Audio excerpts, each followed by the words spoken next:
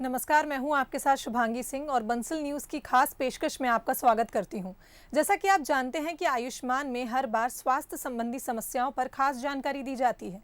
इसी कड़ी में आज हमारे साथ जुड़ चुके हैं डॉक्टर नितिन गर्ग, जो बंसल हॉस्पिटल में कंसल्टेंट न्यूरोसर्जन हैं। डॉक्टर नितिन, आपका कार्यक्रम में बहुत बहुत स्वागत है। नमस्कार। तो आज हम बात करने वाले हैं ब्रेन ट्यूमर सर्जरी से जुड़ी भ्रांतियों के बारे में। और अगर आपके भी मन में इससे कोई भी इस समस्या से रिलेटेड कोई भी सवाल है तो आप टीवी स्क्रीन पर हमारे नंबर फ्लैश हो रहे हैं, उन पे कॉल कर सकते हैं और डॉक्टर से डायरेक्ट बात कर सकते हैं। तो डॉक्टर नितिन, सबसे पहले बात करें अगर ब्रेन सर्जरी की, तो ये कब की जाती है और किस कंडीशन में की जाती है? राइट। सो देखिए, ब्रेन सर्जरी के मुख्य अराउंड 4 कारण होते हैं। एक सबसे इम्पॉर्टेंट हेड इंजरी होता है, सर में चोट लगना। दूसरा ब्रेन हेमरेज होना, कोई नस फटने से जब ब्लीडिंग हो जाती है ब्रेन में। तीसरा ब्रेन ट्यूमर होने की वजह से या ब्रेन कैंसर होने से। और चौथा जो इंडिया में थोड़ा ज़्यादा कॉमन है, ट्यूबरक्लोसिस, टीबी। ब्रेन में जब टीबी हो जाता है तो पानी का रास्ता ब्लॉक हो जाता है। सो मुख्य ये 4 कारण हैं। इसके अलावा कुछ और रेयर कॉजेज़ होते हैं, जैसे हाइड्रोसेफलस, जब सर में पानी भर जाता है, जो पैदाइशी भी हो सकता है या ट्यूबरक्लोसिस की वजह से या चोट लगने से भी आ सकता है। सो सबसे इम्पॉर्टेंट कारण जो है वो हेड इंजरी है। जैसे कि हम जानते हैं, इंडिया सबसे हाईएस्ट इंसिडेंस है इंडिया में रोड ट्रैफिक एक्सीडेंट्स का, और उसमें सबसे इम्पॉर्टेंट होता है हेड इंजरी। अनफॉर्चुनेटली इतना सब इंफॉर्मेशन होने के बाद भी और कैंपेन्स के बाद भी हेलमेट पहनना अभी भी हमारे देश में काफ़ी कम, टू व्हीलर्स में काफ़ी कम लोग पहनते हैं। सो हेड इंजरी जब होती है तो अंदर सूजन आती है या अंदर ब्लीडिंग होती है, जिसकी वजह से दबाव बढ़ता है ब्रेन के अंदर। तो वो दबाव को कम करना और क्लॉटिंग को निकालने के लिए हमें सर्जरी करनी होती है। और इसी प्रकार दूसरा कारण होता है ब्रेन हेमरेज। जब कोई नस फटती है ब्रेन में तो ब्लीडिंग होती है और अंदर खून जमा हो जाता है, जो कि काफ़ी प्रेशर में जमा हो जाता है। और जब ये प्रेशर बढ़ जाता है तो ये नॉर्मल ब्रेन के ऊपर असर करता है, तो इसको ब्लड क्लॉट को निकालने के लिए ऑपरेशन करते हैं। और तीसरा कॉमन कारण, जैसे हम डिस्कस कर रहे थे, ब्रेन ट्यूमर है। सो ब्रेन ट्यूमर एक प्रकार का ट्यूमर होता है। ये नॉर्मल भी हो सकता है या कैंसर भी हो सकता है, और जब ये धीरे धीरे बढ़ता है तो नसों के ऊपर प्रेशर करता है और उसको हमें ऑपरेशन करके निकालना होता है। सो मुख्य ये 2-3 कारण सर्जरी, ब्रेन सर्जरी के होते हैं। तो डॉक्टर, अगर बात करें ब्रेन सर्जरी के बारे में तो एक शब्द आता है टाइमिंग। इसका क्या महत्व होता है? करेक्ट। टाइमिंग, ब्रेन सर्जरी में टाइमिंग का बहुत ज़्यादा इम्पोर्टेंस है, टू द एक्सटेंट कि हम हर मिनट को इम्पोर्टेंस देते हैं। अगर कोई पेशेंट हेड इंजरी का आता है और अगर हम स्कैन करके देखते हैं कि अंदर क्लॉटिंग है या सूजन काफ़ी ज़्यादा है, तो हर मिनट इम्पॉर्टेंट होता है। और एक गोल्डन आवर होता है कि within half an hour to 1 hour हम हमेशा ये प्रयत्न करते हैं कि पेशेंट ऑपरेशन हमारा शुरू हो जाए। उसका रीज़न ये है कि जब अंदर प्रेशर बढ़ता है तो जिस जगह पे चोट लगी है उस पर तो असर हो ही चुका है, बट जो बाकी ब्रेन है जिस पे असर नहीं हुआ है चोट की वजह से, जब ये सूजन या क्लॉटिंग बढ़ती है तो ये नॉर्मल ब्रेन के ऊपर असर करने लगती है। और नस, ब्रेन की जो नसें हैं, ये ऐसी सूक्ष्म नसें होती हैं जो एक बार अगर उस पर परमानेंट डैमेज हो जाए तो वो रिकवर नहीं होती हैं।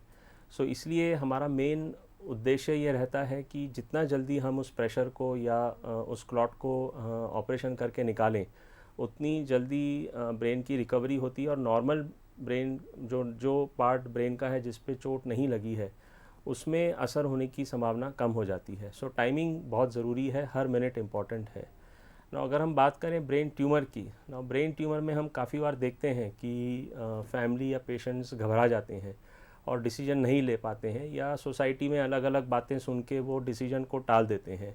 अनफॉर्चुनेटली ये अंदर ही अंदर ट्यूमर बढ़ता जाता है और फिर नसों के ऊपर दबाव करता है और फिर पेशेंट्स काफ़ी लेट स्टेज में आते हैं जबकि ऑलरेडी नसों के ऊपर असर हो जाता है। सो सही टाइम पे अगर ब्रेन सर्जरी होती है, चाहे वो हेड इंजरी हो या ब्रेन हेमरेज हो या ट्यूमर हो, उसके रिज़ल्ट में काफ़ी ज़मीन आसमान का अंतर होता है। टाइमिंग अगर सही हो, पर्याप्त हो, तो रिज़ल्ट बहुत अच्छे रहते हैं।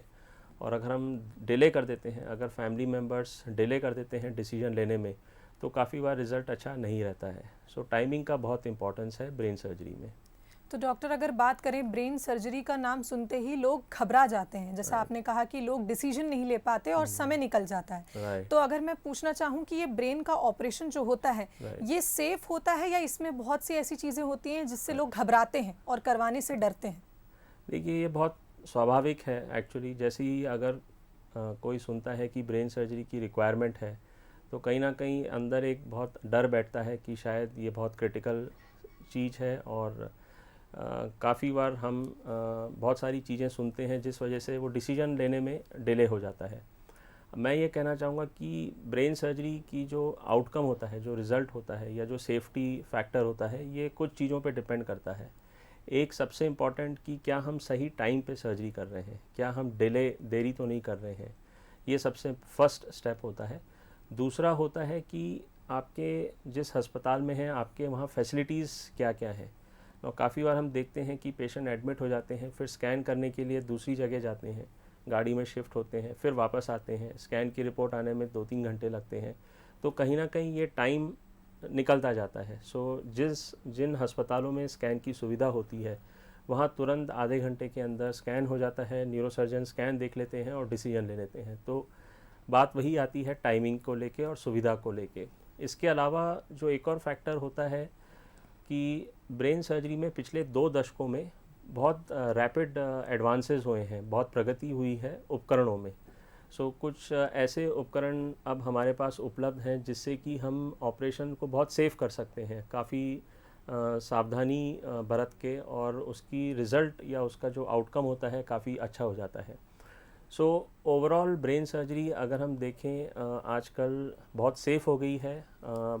एक और फैक्टर जिस पे डिपेंड करता है कि पेशेंट हमारे पास किस समय या किस स्टेज में आ रहे हैं। अगर पेशेंट कॉन्शियस हैं, कुछ ही प्रॉब्लम है, सर दर्द है, उल्टी है, बट हमसे बात कर रहे हैं, तो रिज़ल्ट बहुत अच्छे होते हैं। बट अगर पेशेंट डिले करके आ रहे हैं, कोमा में आ रहे हैं, तो फिर उसमें ऑपरेशन के बाद की रिकवरी काफ़ी स्लो होती है। ओवरऑल ब्रेन सर्जरीज़ बहुत सेफ़ हैं। ये डिपेंड करता है कि हम सही टाइम उस अस्पताल जहाँ पे सारे उपकरण उपलब्ध हों सक्सेसफुल ब्रेन सर्जरी के लिए, और फिर फाइनली पोस्ट ऑपरेटिव केयर के लिए पूरी टीम उपलब्ध हो। इन चीज़ों में इन फैक्टर्स पे ये डिपेंड करता है कि ब्रेन सर्जरी के रिजल्ट्स कैसे रहते हैं। जी डॉक्टर, तो अगर बात करें उपकरणों की, जैसा आपने कहा कि अगर सही उपकरण हो तो सेफली ये सर्जरी पूरी तरीके से हो सकती है। तो ब्रेन सर्जरी में इस्तेमाल होने वाले जो उपकरण हैं उनके बारे में मैं आपसे जानना चाहूँगी, और इनके क्या फ़ायदे होते हैं ये भी आप बताइए हमारे दर्शकों को। ये एक बहुत अच्छा सवाल है। बेसिकली क्या हुआ है कि हर साइंस या हर फील्ड में टेक्नोलॉजी बहुत एडवांस हुई है, और उसी प्रकार से न्यूरोसर्जरी अगर हम देखें, न्यूरोसर्जरी एक ऐसी स्पेशलिटी है जिसमें टेक्नोलॉजी ने बहुत इम्पोर्टेंस हुआ है, और जिसकी वजह से हमारे पास कुछ ऐसे उपकरण पिछले 2 से 3 दशकों में उपलब्ध हो गए हैं जो शायद सन 80 या सन 90 में उपलब्ध नहीं होते थे, जो हमारे टीचर्स के पास उपलब्ध नहीं होते थे। कुछ मैं इनमें से बताना चाहूँगा। सबसे इम्पॉर्टेंट है दूरबीन, जो कि हम सिंपल लैंग्वेज में दूरबीन बोलते हैं। हम लोग अपनी न्यूरोसर्जरी की भाषा में इसको माइक्रोस्कोप या एंडोस्कोप, ये 2 प्रकार की दूरबीन होती हैं। नाउ इसका सबसे इम्पॉर्टेंट फ़ायदा ये होता है कि जब हम ऑपरेट कर रहे होते हैं ब्रेन के ऊपर, तो माइक्रोस्कोप से हम 4 से 5 गुना, 8 गुना, 10 गुना बड़ा देख सकते हैं।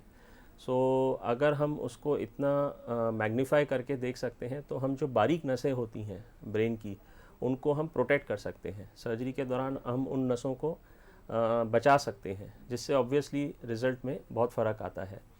एक ये सबसे इम्पॉर्टेंट इक्विपमेंट है, और आजकल माइक्रोस्कोप एक स्टैंडर्ड ऑफ केयर हो गया है कि मेजॉरिटी सेंटर्स जहाँ पे प्रॉपर न्यूरोसर्जिकल वर्क हो रहा है, इंस्टीट्यूट्स या हॉस्पिटल्स, वहाँ पे माइक्रोस्कोप बहुत आवश्यक उपकरण हो गया है। जो एक दूसरे प्रकार की दूरबीन होती है, इसे हम एंडोस्कोप कहते हैं। नाउ एंडोस्कोप कुछ ही प्रकार की सर्जरीज़ में यूज़ होता है ब्रेन की, जैसे कोई ट्यूमर्स होते हैं जिसमें हम इसे इस्तेमाल करते हैं, या अगर नाक से पानी आ रहा है जो CSF राइनोरिया होता है, उसमें हम इस्तेमाल करते हैं, या स्पाइन में भी इस्तेमाल करते हैं। अगेन इसका फ़ायदा ये है कि हम इम्पॉर्टेंट जो ब्रेन के क्रिटिकल स्ट्रक्चर होते हैं, छोटे से छेद के ज़रिए हम इस दूरबीन को डाल के वहाँ पहुँच सकते हैं, सर्जरी कर सकते हैं, और इसका बेसिक बेनिफिट ये होता है कि जो बाकी नसें हैं, जो नॉर्मल नसें हैं, उनमें कोई डैमेज ना हो। सो ये हो गए हमारे सबसे इम्पॉर्टेंट इक्विपमेंट, दूरबीन या माइक्रोस्कोप, एंडोस्कोप। जो दूसरा इम्पॉर्टेंट है वो हमारे स्कैन में जो इम्प्रूवमेंट हुए हैं। सो पहले एक्सरे के ज़रिए ऑपरेशन हुआ करते थे, सिर्फ एक्सरे करके और एंजियोग्राफी करके, बट अब हमारे पास सीटी और एमआरआई स्कैन उपलब्ध है। सो एमआरआई स्कैन और सीटी स्कैन से फ़ायदा ये होता है कि हम एग्जैक्टली उस प्रॉब्लम की लोकेशन क्या है, कहाँ पे केंद्रित है, वो पता लगा सकते हैं। दूसरा कि हम जो इम्पोर्टेंट नसें हैं ब्रेन की, उसको हम आइडेंटिफाई कर सकते हैं कि ये इस गठान के आगे है या पीछे है, और उससे हम प्लानिंग भी कर सकते हैं। सो ये सारा प्रोसेस जो है, ऑपरेशन से एक दिन पहले हम स्कैन करके प्लानिंग करके हम उसको एक प्रॉपर तरीके से प्लान आउट कर सकते हैं, ताकि ऑपरेशन के दिन हम क्लियर हों कि हमारे को किस रास्ते से और किस प्रकार से इस सर्जरी में इन्वॉल्व होना है। तीसरा इम्पॉर्टेंट उपकरण है न्यूरो नेविगेशन। और जैसे कि आप जानते हैं, हमारे सबके फ़ोन्स में आजकल गूगल मैप्स आ गया है। हम एक डेस्टिनेशन लिखते हैं और वो हमें रास्ता बता देता है, और वो हमें 2-3 रास्ते बताता है। उसमें ये बताता है सबसे कम या सबसे शॉर्टेस्ट रास्ता क्या है। उसी प्रकार हम लोग ब्रेन सर्जरी में न्यूरो नेविगेशन यूज़ करते हैं। और न्यूरो नेविगेशन में होता है कि जो भी पेशेंट के स्कैन हैं, हम उसको एक अलग उपकरण है, उसका एक अलग कंप्यूटर होता है। एक प्रकार से ये प्लानिंग स्टेशन होता है, जिसमें हम ये सब स्कैन्स को अपलोड कर देते हैं, और फिर उसमें हम वर्क करते हैं कि सबसे सेफेस्ट रास्ता क्या है उस गठान तक या ब्रेन में जो प्रॉब्लम है वहाँ तक पहुँचने का। सो अगेन इसमें सेफ्टी फैक्टर बहुत ऐड हो जाता है, प्लानिंग पहले से हो जाती है।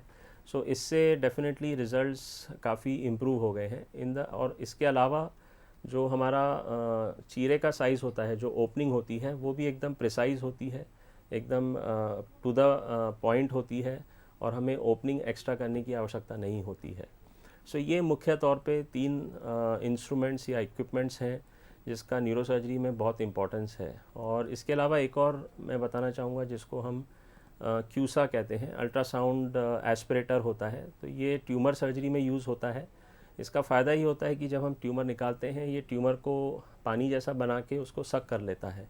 सो अगेन ये सारे इक्विपमेंट्स जो हैं अवेलेबल, इनका बेसिक एम यही है कि हम जो प्रॉब्लम है उस तक डायरेक्ट पहुँचें, उसको ट्रीट करें, और जो उसके सराउंडिंग जो नसें हैं उसको हम प्रोटेक्ट कर सकें।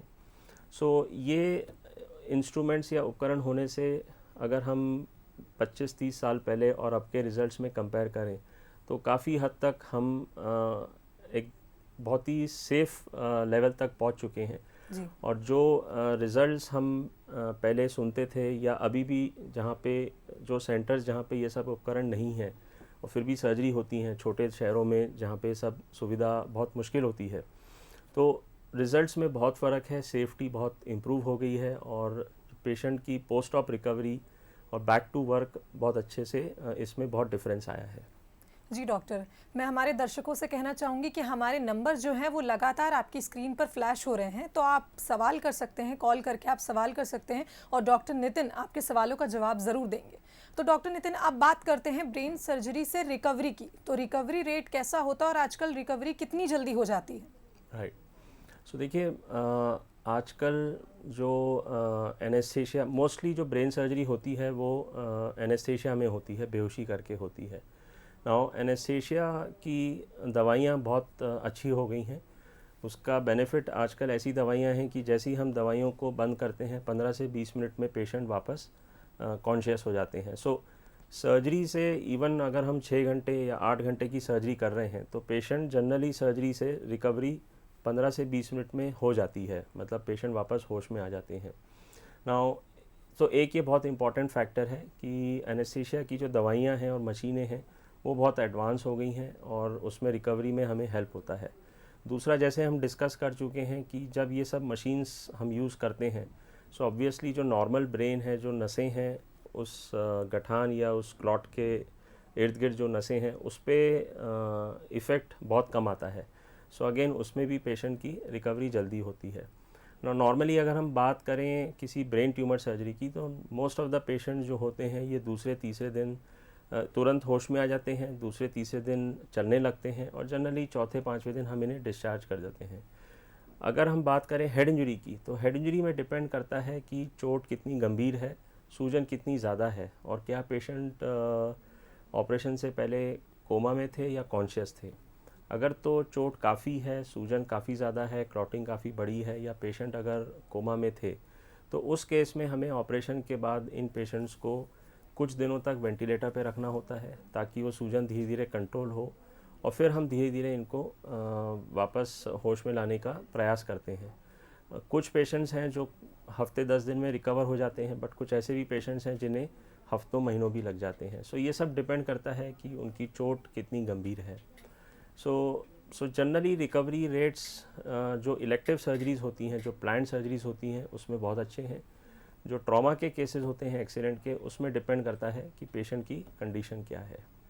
जी, क्योंकि आपने बताया कि ब्रेन सर्जरी कॉम्प्लेक्स होती है क्योंकि इसमें नसों का बहुत खेल होता है, तो लोगों के मन में कई तरीके की भ्रांतियां होती हैं, जैसे पैरालिसिस नहीं हो जाए उनको, कहीं वो कोमा में ना चले जाएं, तो इन भ्रांतियों को आप दूर करें। राइट। सो देखिए, ये बहुत डिफ़िकल्ट क्वेश्चन है और इसको इतने समय में क्लियर करना थोड़ा डिफ़िकल्ट होता है, बट मैं ट्राई करता हूँ।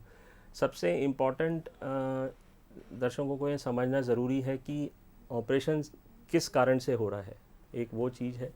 दूसरा कि पेशेंट किस समय हम ऑपरेशन के लिए तैयार हुए हैं। समय का मतलब है कि क्या हमने वो बीमारी पकड़ में आने के तुरंत बाद उस पर डिसीजन लिया है, या क्या हमने जब बीमारी पता चली, जब तक वो हमें बहुत ज़्यादा दिक्कत नहीं दे रही थी, उसके बाद हम सर्जरी का प्लान कर रहे हैं। सो सबसे इम्पॉर्टेंट जो फैक्टर होता है वो पेशेंट की कंडीशन कैसी है ऑपरेशन से पहले। तो ज़्यादातर अगर पेशेंट हमारे पास चल के आते हैं या एक साइड थोड़ी सी कमज़ोरी है किसी गठान या क्लॉट की वजह से, तो उसमें मैं ये बताना चाहूँगा कि रिकवरी ऑलमोस्ट 100% होती है। बट अगर हमें बीमारी लेट पता चलती है या कुछ कारणवश डिसीजन लेने में समय लग जाता है और ऑलरेडी पेशेंट अगर व्हील चेयर पे हैं या बेड पे आ जाते हैं, तो उसमें रिकवरी थोड़ी सी क्वेश्चनेबल हो जाती है, अनप्रडिक्टेबल हो जाती है। उसमें हम यही कहते हैं रिलेटिव्स को और पेशेंट को कि देखिए, सर्जरी तो ज़रूरी है, बट हम अश्योर नहीं कर सकते हैं कि रिकवरी में कितना टाइम लगेगा। काफ़ी बार यही बात पेशेंट्स या उनके फैमिली मेम्बर्स क्लियरली समझ नहीं पाते हैं, या जब रिकवरी नहीं होती है तो उन्हें ऐसा लगता है कि ये सर्जरी की वजह से हुई है।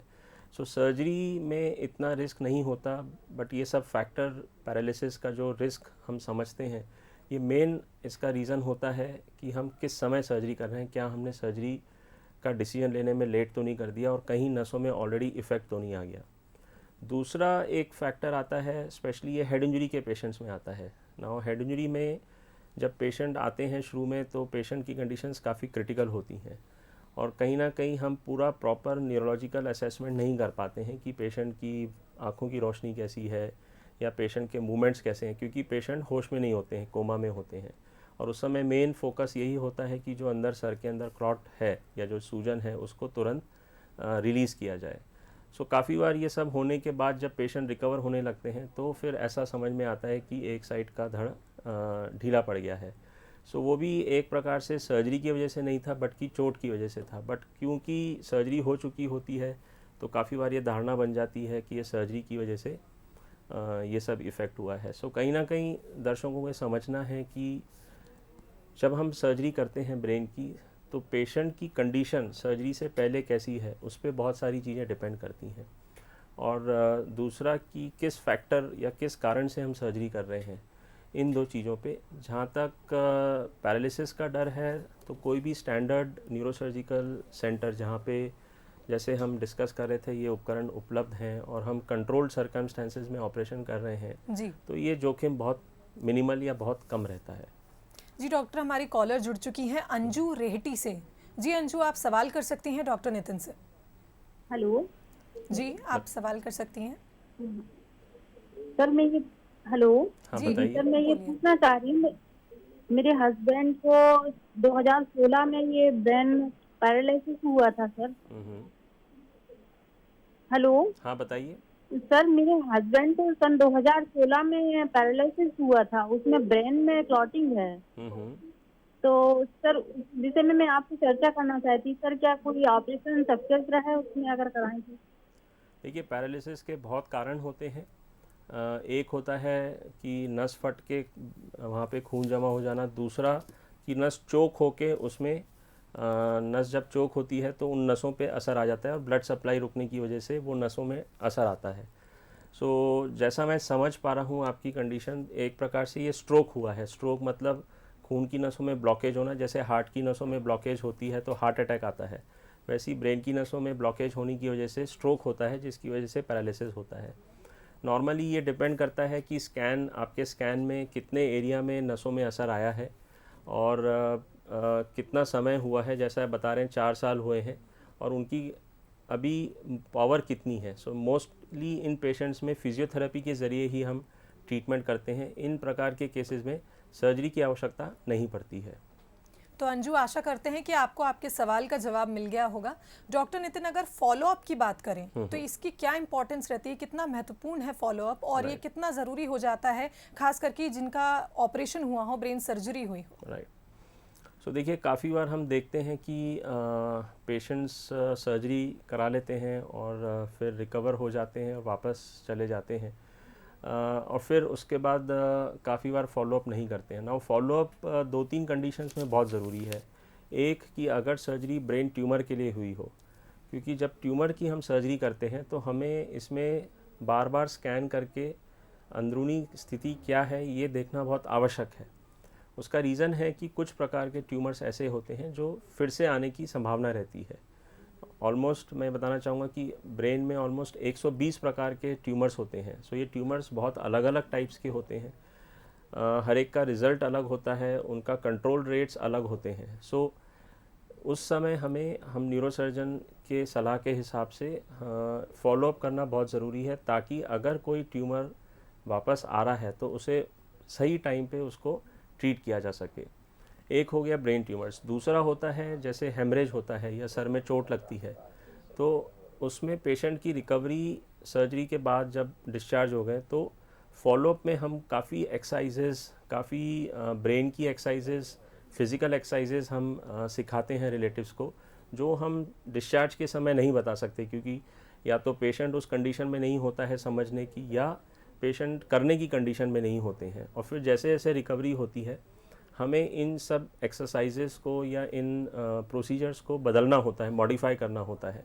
सो ये फॉलोअप के समय ही हम इसको चेंज कर सकते हैं कि अब इतनी रिकवरी हुई है तो हम इसके ऊपर ऐड कर सकते हैं। सो और तीसरा कारण होता है दवाइयाँ। काफ़ी बार जो हम दवाइयाँ लिखते हैं डिस्चार्ज के समय, हम पाते हैं कि पेशेंट सालों साल वो दवाइयाँ खुद से ले रहे हैं।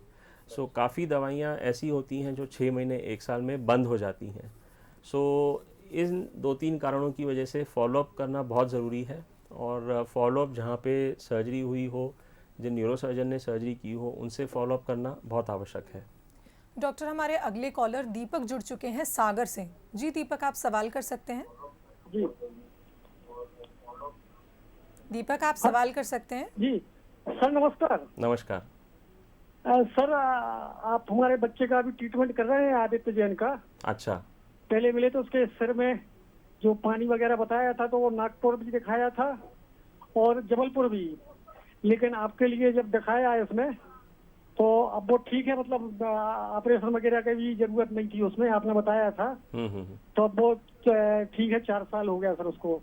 और सर दूसरा जिसमें कि हमारी श्रीमती जी के सिर में दर्द बना रहता है, इसमें अगर वो बाहर जाती हैं तो हवा में उनके सिर में दर्द बना रहता है। अभी 1 हफ्ते से ज्यादा सिर में दर्द, तो क्योंकि अभी बस वगैरह चल नहीं रही थी, ट्रेन वगैरह, तो आपके पास आ नहीं पा रहे थे, तो इसकी अभी तत्काल में सर क्या इसमें? देखिए, उसमें मैं यही सलाह दूंगा कि मैं जो आपकी मिसेस को तकलीफ़ है, तो ऐसे तो मैं आपको एग्जैक्टली उसके बारे में नहीं बता पाऊंगा। तो आप जहाँ रहते हैं वहीं पे आप न्यूरो फिजिशियन को दिखा दें, ताकि जो भी जांच करने या जो भी दवाइयाँ देनी हो वो दे दें, और फिर जब स्थिति संभव हो तब आप एक बार आके दिखा दें। जी डॉक्टर नितिन, आपसे जानना चाहूँगी कि जैसे उन्होंने बात करी कि सिर दर्द हो रहा है तो उनको ऐसा डाउट हुआ कि कहीं ब्रेन में कोई प्रॉब्लम तो नहीं है, तो ऐसे कौन से लक्षण हैं जो हम शुरुआती तौर पे जान सकते हैं कि कुछ गड़बड़ है या हमें डॉक्टर से कंसल्ट करना चाहिए? देखिए ये बहुत कॉमन सिम्टम है। अगर हम देखें तो हेडेक एक सबसे कॉमन सिम्टम है। शायद हम सभी को किसी न किसी समय, महीने, 6 महीने, साल में हेडेक होता है। मैं ये बताना चाहूँगा कि 90 से 95% पेशेंट में हेडेक के बहुत ही सिंपल कारण होते हैं। या तो टाइम पे खाना नहीं खाना, या टेंशन लेना, या माइग्रेन होना, या चश्मे का नंबर ठीक नहीं होना, या ज़्यादा धूप में जाना। मेजॉरिटी पेशेंट्स में हेडेक जो होता है वो सिंपल कारण होता है। और सबसे ज़्यादा सबको टेंशन या होता है कि कहीं अंदरूनी कोई प्रॉब्लम तो नहीं है। तो इसमें कुछ चीज़ें हैं जो ध्यान रखनी है। एक कि नॉर्मली अगर ब्रेन में कोई प्रॉब्लम है, जैसे कि कोई ट्यूमर है या कोई सूजन है या कोई क्लॉटिंग है, तो उसमें हेडेक जो होता है वो रीसेंट होता है, मतलब वो 1-2 महीने का ही समय का होता है। दूसरा, वो हेडेक बना रहता है, ऐसा नहीं है कि एक दिन हुआ फिर 15 दिन बाद हुआ। तीसरा कि जनरली हेडेक सुबह अर्ली मॉर्निंग, जैसे सुबह नींद में 4 बजे 5 बजे ज़्यादा होता है। हेडेक के साथ उल्टियाँ होती हैं जो कि काफ़ी बार कंट्रोल नहीं होती हैं। साथ में धुंधलापन भी दिखता है जब हेडेक बहुत तेज़ होता है। जब कोई हेडेक इस प्रकार का हो जिसमें कि ये सब सिम्टम्स या लक्षण हो, तो वो थोड़ा सा चिंताजनक होता है। उस समय फिर हम लोग स्कैन करके देखते हैं। बट अगर एक नॉर्मल हेडेक है, वंस इन अ वाइल है, तो उसमें कोई ऐसी टेंशन की बात नहीं है। दूसरा, अगर हेडेक के साथ कोई कमज़ोरी है, जैसे हाथ में या पैर में, तो वो एक इम्पॉर्टेंट फैक्टर होता है। ये चीज़ ध्यान में रखें। और बहुत कम प्रतिशत में हेडेक का कोई सीरियस कॉज होता है।